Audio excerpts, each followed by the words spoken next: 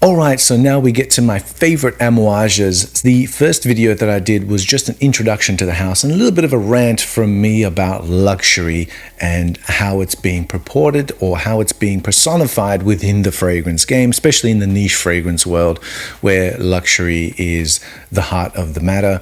And it rarely ever is. Without further ado, let me tell you that this is a ranked list of my favorite 7 Amouage fragrances. I do have more, but we'll get to that during the video. So I'm aware that there's new packaging coming out, and what I've got is all the old packaging. So they've got new packaging, new boxes, and a newish sort of creative director in Renaud Salmon. I'm sorry if I'm saying that incorrectly. Renaud Salmon. I'm pretty sure the D may be silent. Or Renaud.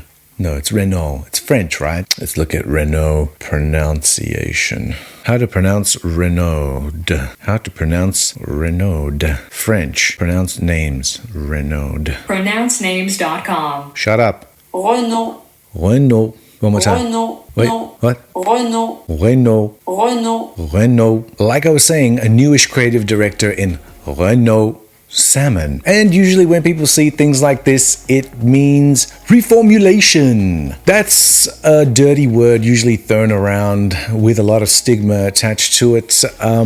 But I think it's not as bad as it sounds, because this is Amouage after all. They're going to do reformulations their way. And I like their way. Now I also have to say that I've not been disappointed by any Amouage that I've smelled to date, as a matter of fact. Some obviously are not to my taste. Actually, quite a few of them are not to my taste, but I still appreciate them for their daring and their attention to quality and luxury. And in the last video I did mention apparently they have 127 fragrances that they've brought out in the last 40 years, which is pretty good if you think about it, because there's some houses that have brought out 150 fragrances in the last 12 years. And you got to question that sometimes, especially if it's in the ultra luxury space. Now, of that 127 fragrances, I've tested about just over half. I'd probably say, I did do a count, and I think my rough count was at 67 that I've tested, and I've owned a number of those bottles. Not all 67 of them were straight up, yes, I'm going to buy this, but I have my favorite 7. Now, I've had more than 7 in the past, but I've moved them on because they just didn't vibe with me. Maybe I'll pick them up later, or they might suit my tastes or my time in life later on, and I might pick them up again. But I've only kept 7 as for now, and this is a ranked list, so here we go. And the first one we have is Diamant by, well, Amouage. It's by Amouage because this is a list of Amouage fragrances. I'm just so used to just saying, this is blah, blah, blah, by blah, blah, blah. These were all by Amouage. This is Diamant. It was released in 2002. It's perfumed by Bertrand Duchaufour of L'Artisan Parfumeur fame, but he's done quite a number of other houses as well. Lovely little 50 ml bottle that I've got here. Put a little bit of a dent in there since I got it. This is...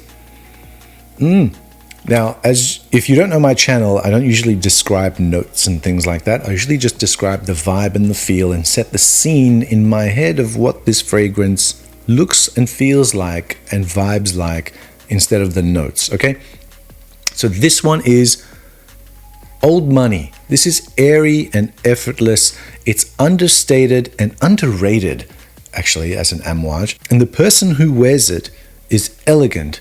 They're personable but distant, as in you'd be pleased to meet them, but they're not the kind of person that you'd ever rip a fart in front of. Number 6 on this list is, and I'm probably going to get death threats because I put it so low in my list of 7, and you'll probably see why if you see the rest of the lineup. This is the second last one. I mean, none of these are bad. Like I said, I've smelled 67 of them, and this is like the top 7 out of 67. So it's not like it's bad, right? But in my list of 7, this is 6th, and it's Jubilation 25, again by Bertrand Duchaufour. This one came out in 2007. This was to celebrate the 25th anniversary of Amouage. And look, I can't be a hypocrite. I do like it because I've used quite a bit of it. For their 25th birthday, they went all out. Like, this is the opposite of Dia. It's loud, it's boisterous, it's the boss. It's a party, but it's a party for people. It's a party, but it's a party for people who are rich with exquisite taste. Like, the person who wears this wears brand name clothing that you don't recognize, and it's bespoke. Man, really went all out on their 25th birthday. I mean, what the hell was I doing on my 25th birthday? I don't think I can remember. I don't think I can remember the date exactly. But I'll tell you what I did. I actually went looking, and I found a picture of my room, of my bedroom, from my 25th birthday. My 25th birthday, I can remember that was the year that I finally got a real job, and with that money, I bought myself my first real car without having to borrow mum and dad's, and I turned my bedroom into a recording studio. As you can see, I found this picture of my fragrance collection that year. You can see where my keys are, where my guitars are. Yeah, I've got a little mic booth in the corner. I had a little mic booth in the corner that I'd set up as well. And you can see, if you zoom in on that picture, you can actually see that fragrance collection. Now, I'm 25, and there's probably like a dozen fragrances in there. And remember, this is before discounters were ever a thing. So these cost quite a bit of money, and probably even before fragrance collecting was like a bigger thing than it currently is. Yeah, let's take a look at that. So yeah, going in from like left to right, you can see there's the Issey Miyake Pour Homme, the original there. I've got Escada Pour Homme. This is the Silver Light edition, just like a really nice sort of party clubbing sort of scent for me. Versace's The Dreamer. I have a bottle of Pie by Givenchy. There's Aquaquorum by Pouge. There's Polo Sport there by Ralph Lauren. And right in front of that is my little Zippo. So I used to have a smoking habit, and Zippos were the thing. Next to that, anyone would be able to tell you that's Acqua di Gio, the original. And next to that is a blue bottle, which I just cannot remember what it was. I'm assuming it's something aquatic, but I just cannot remember what that blue bottle was. Yeah, so if anybody does recognize that blue bottle, please put it in the comments and try and remind me what that actually was. Next to that, we have a Zippo-looking bottle there that is by Fukak, or French Connection UK. Can't remember the exact name of the fragrance. And right next to that, I've got a bar of soap which is scented in Drakkar Noir. Of course, the actual bottle of Drakkar Noir sat in my parents' bedroom.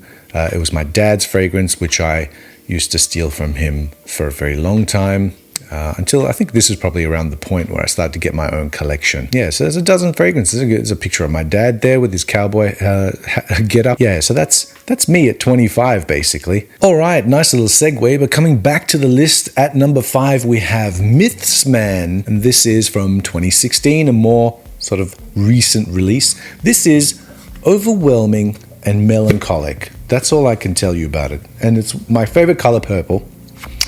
You see right there, beautiful bottle. It's actually one of their best looking bottles I've seen to date.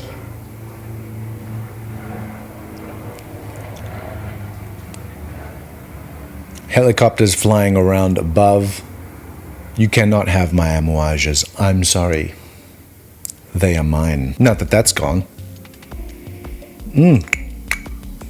So Myths Man, overwhelming and melancholic. That's what I get out of this. This is someone who can be so theatrically contemplative in a public space that you would feel great pleasure in watching them. a very difficult fragrance to describe this, but to me, this is like hospital hand sanitizer and cigarettes. It reminds me of when my first daughter was born, and she was born 3 months early. So, my wife and I, we spent a lot of time at the neonatal intensive care unit in hospital. So we spent a couple of months there watching her sort of grow from an incubator. Amazing that the connections that we make from scent to memories. And this really does take me back. It holds a special place in my heart. Like I said, to me, it's melancholic, and that's what it smells like. If I find the picture, I'll probably show you. It's a picture of my finger in her hand, just to show you exactly how small she was when she was born. She was absolutely tiny, but she survived it and she thrived, and she's a wonderful, beautiful, beautiful human being. And so this will never leave my collection ever. Moving on to number 4 is Memoir Woman. So this is the first one from the women's line that I've got in this list, and it's at number 4. This was released in 2010, and this is, let's show you, dark. Okay, this is dark, juicy flesh of overripened fruit, and sensuous. It's sensuous. Traditionally feminine, but modern masculine. This is the person who actually wears a smoking jacket when they're smoking, and they're smoking clove cigarettes.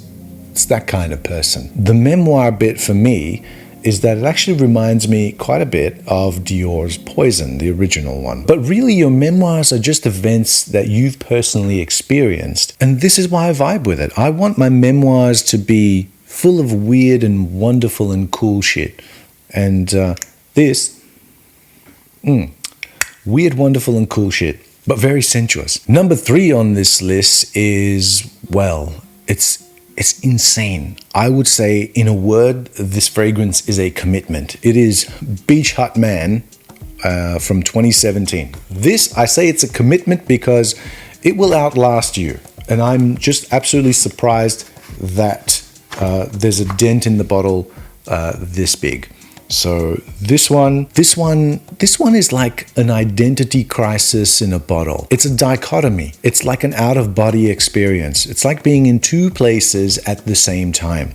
The person who wears this most likely doesn't understand it. Or maybe it's just me who doesn't understand it. Maybe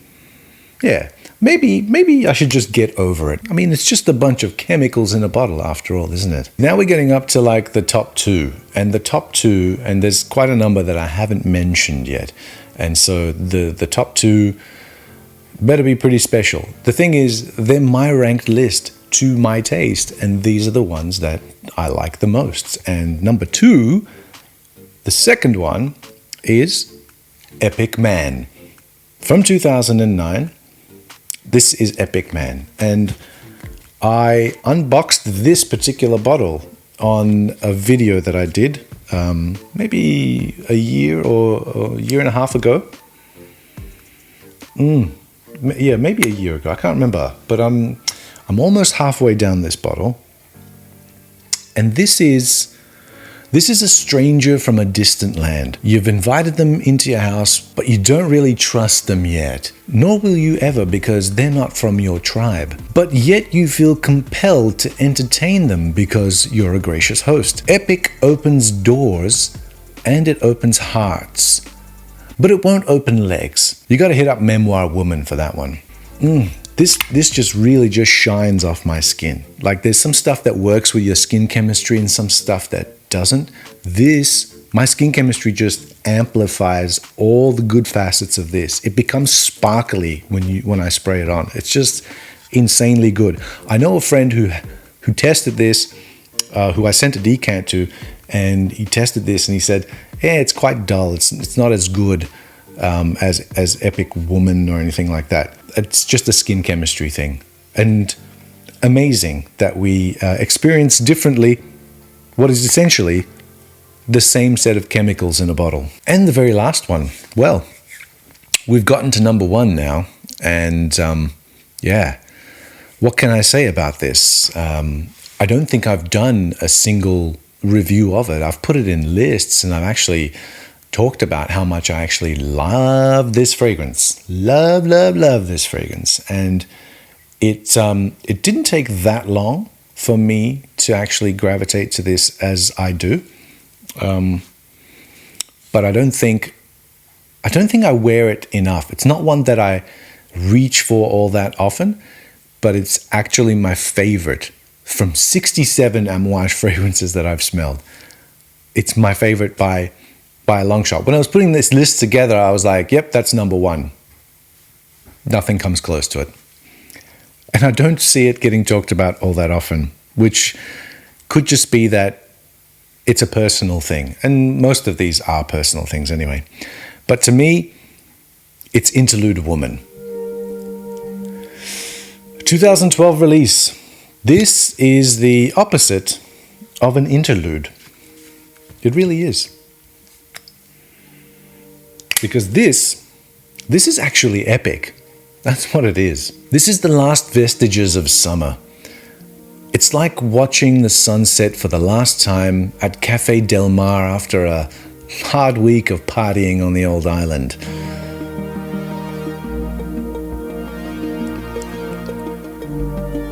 It's like a moment of mindfulness to focus on the experiences of a seemingly magical time. It's a rip in the matrix. It's like a break from the everyday mundanity, an intermission from what you call life to actually live life.